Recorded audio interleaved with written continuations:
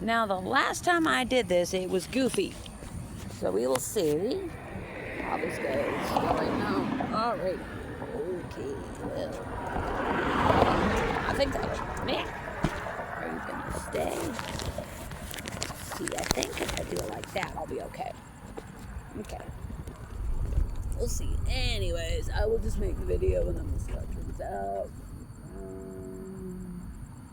Alrighty, yeah, that poor last driver I had today. I had a lot of drivers, but he didn't know what the heck to make of me. I think I scared him. I scared him, but he was nice about it. I just made a little joke, my standard joke. I don't look like a taxpayer, do I? And, I didn't mention homeowner, but I am. And, anyways, I did it. I did a Bible handout on the way to work. I worked. I did a Bible handout on my home. 23 people have a Bible. No, 24, because I gave one to the driver. 24 people have a Bible now, so that's good. And that's important. And it's funny how God works it, because I hadn't been doing much Spanish lately. And even this morning, I don't think I did one Spanish. But,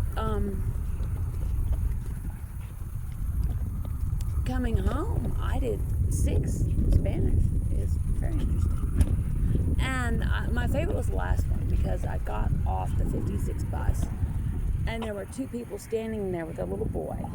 They were Spanish speakers. They were talking in Spanish, and I was just the right bus, whatever. And I just knew the Holy Spirit, they need now. I don't know how to just an immediate alert, just that they had to have a Bible. So I pulled 2 Spanish out, and I said, "Oh, this is for you." And they looked, "Huh?" And I said, "Gratis." And they're, "Oh, okay." No, sure, why not? And they took it, but they took it. It's the important thing. So, my job is just distribution and prayer. And there was one gentleman. Also, I didn't really feel comfortable talking about this at the venue, but he is in big trouble. He's just being tortured by demons, I can tell. And he did take the Bible, a New Testament, a nice little New King James, one of my invitations. One of my invitation Old King James Bibles, because it's been my experience that I don't know what the hell that was, but I'm glad it was going away from me, whatever it was. So I was able to give him that. And the nice thing about that is I think he's having troubles, and, even if he's not in his car, he can just put it in his pocket, so. But, that's why I try to always have a fair assortment of small translations in my buggy when I do a handout in Cracktown, whether it's Greens Point or Acres Homes, because there's a lot of people, they're just basically going from couch to couch and kind of drifting, and they don't really have a lot of possessions, and if they have a Bible, it has to be small. So I think that's important. And so I'm going to be seeking God's will on the young man and how I can intercede for him. There are a few private details of my faith life I don't go into, because I don't feel, it's appropriate. Jesus was pretty clear in saying that, some things, like if you're fasting, you don't tell the world about it, you just do it, and you take care of yourself while you're doing it. And so you don't make a big show, and people don't go, "Oh, you're so, holy," and all that. So, and I can't fast anyways, because, I have to eat. Due to my disability, my medication, I have to be able to eat and drink. I have to have, I drank about 2 gallons today. Oh, and that brings up another interesting point. So, I mentioned at the venue that I was having some, strain on my bladder. And the funny thing is how God does it.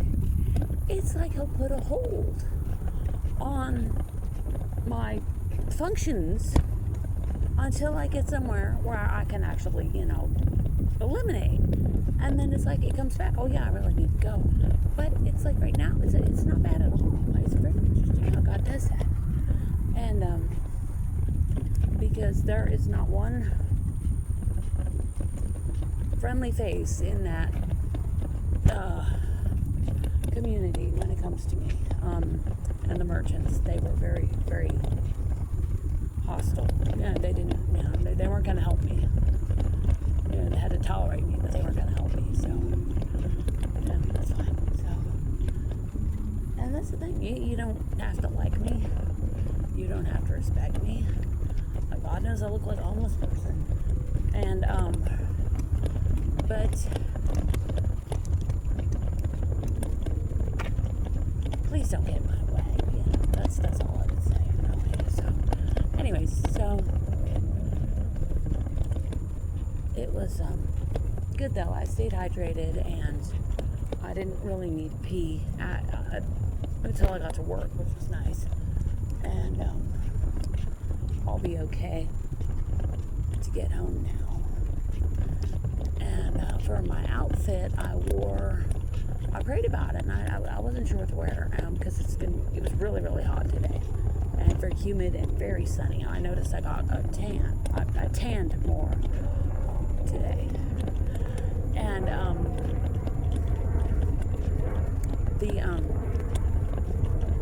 I got this longish skirt that comes right below my knees. It's not loose, not fitted. It's in between. Anyways, I like the fit, and everybody compliments me when I wear it, so it's apparently flattering, which is good. So I wore that, and this shirt. I thought the shirt would be fun, and it was.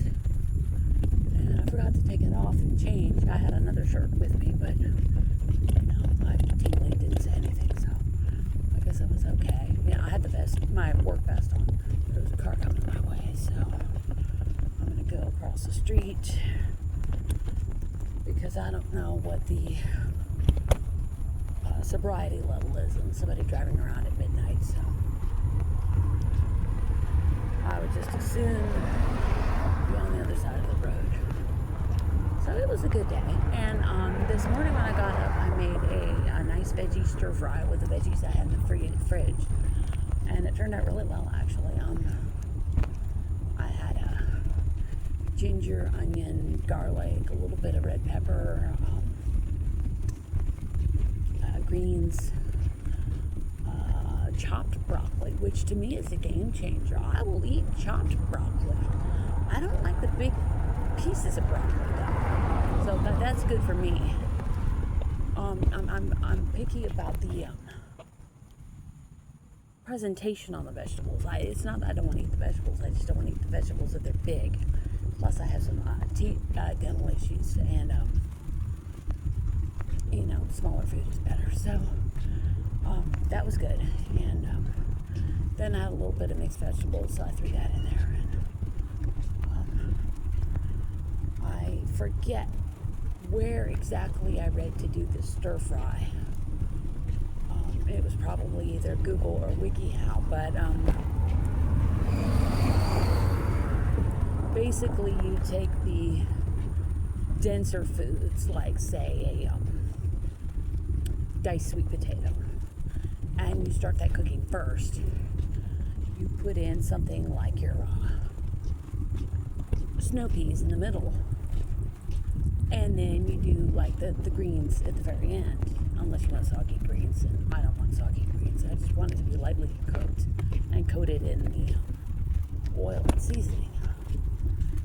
So, and it was interesting because my friend kept asking what sauce I used, and I told her I didn't use a sauce. I just used some coconut oil to get it going, and then I added some seasonings, and then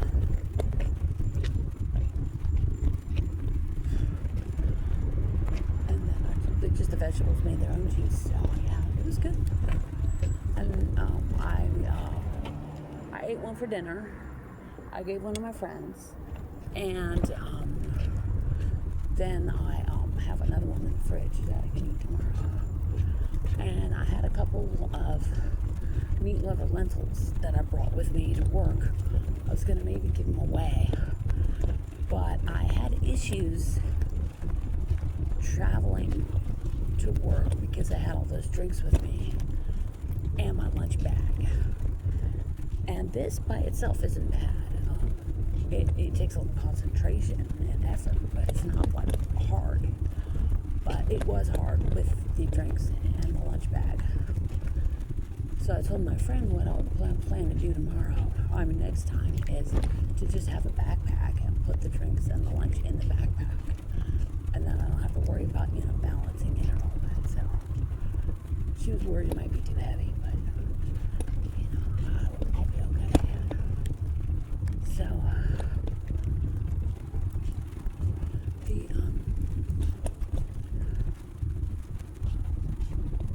it'd be interesting to check the mail. I ordered a migraine ring. I'm very curious to try that. I figure it can't hurt. And I told one of my bus drivers today, she dropped me at the venue. And then she went to the transit center and she did a turnaround and she came back about half an hour later. And she opened the window and she said, "How are you doing?" And I said, "Well, so far I've done 7." And she was very surprised because it's not really what you would consider fertile territory for the gospel. But she's like, "Oh, really?" And I said, "Yeah." I said, "I have a favor to ask you." And she's like, "Oh, what's that?" I said, "Can you pray for my recipients?" And she said, "Yes." I said, "And can you pray for my protection?" And she kind of looked at me and went, "Huh?"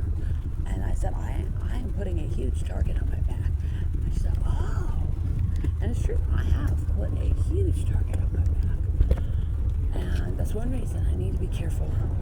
Mind my walk, mind my witness, and not give the devil any kind of foothold to attack me, because I know he wants. The minions do too. Because, they don't want anybody getting involved. They don't want anybody knowing God loves them. And that brings me to another guy. I consider him a recipient, even though he didn't take a Bible. Because he pulled up and he looked at me. And he just had such sorrow. And I asked God to give me a heart for his children, to give me a heart for my recipients, to put his love in my heart for everyone he has for me. And he does.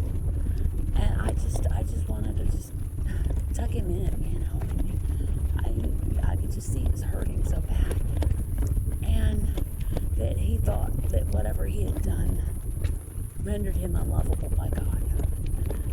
And I was teasing him a little. I said, I got everything you need here, boss. I'll hook him up, and I got this, I got that. And he just shook his head and he just kind of smiled at me, very sad smile. And he wasn't really an older guy either. He was only about maybe 30, and it just makes me wonder what horrible life he's had. And this isn't the one I'm going to be, interceding for. Although I will be interceding for him, but the other one I think is even more urgent. And I said, "You are so special to God." And he just kind of shrugged and he drove off. But it's true. So, and that's why I go, because people are hurting. People are dying. People don't know how much God loves them. Or they think that whatever they've done means he doesn't love them anymore. And God's love never fails, no matter what we do. No matter what, he is there for us. And I feel like I have to get that word into their hands. happens after that is all under God's control. I don't have to.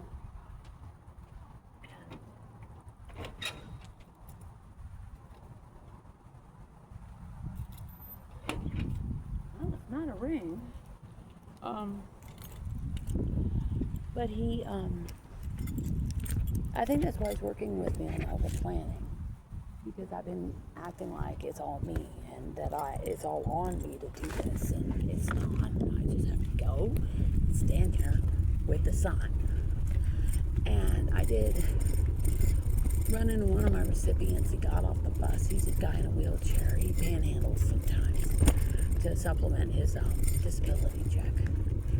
And he came over and he was just kind of gaping at me. And he said, "So this is what you do?" And I said, "Yeah, basically." And I said, "This is my other job." And he's like, "Oh." And he did not look healthy. I think he didn't have any drinks with him that I could see. And I still had a couple of drinks left, so I said, I'm going to make you an offer. He said, "Oh, what's that?" I said, "I'll give you this," and held up a big Powerade, and he lit up. I said, "If you take my picture." And he did, and I liked the picture. It's great. And he got a quart of Gatorade and Powerade, and I probably saved the taxpayers a load of money because he didn't pass out. And because if you're outside at all in this weather, you need to be strapped with a lot of drinks. Really, what I need is like a keg. Well, I need like a little keg on one side and a little potty on the other. So I could